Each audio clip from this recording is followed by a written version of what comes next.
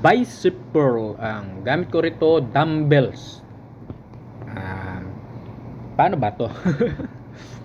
Inuna ko yung kabilang side. Single arm na lang. Single arm dumbbell curl. Basta, yun na yun.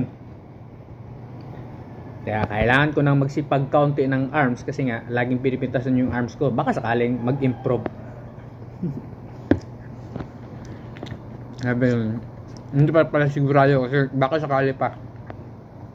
So, ganun talaga. Yun naman yung ano ko. Hindi ko pinipressure sa sarili ko para sa mga yun sa mga puna ng ibang tao. Kasi akala ng iba kasi ganun lang yun kadali. Na pag maliit arms mo, buhat ka, lalaki agad. Walang ganun. Yung una kasi talaga dyan, yung genetics. Pangalawa, nutrition. Pangatlo, recovery. Yung consistency, wala nang problema sa akin kasi regular naman talaga akong nagbubuhat.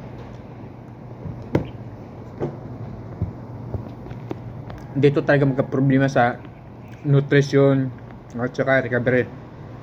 Kaya, ganun yun. Kaya, hindi ko na pressure sa sarili ko. Sinusubukan ko pag mag-improve, good.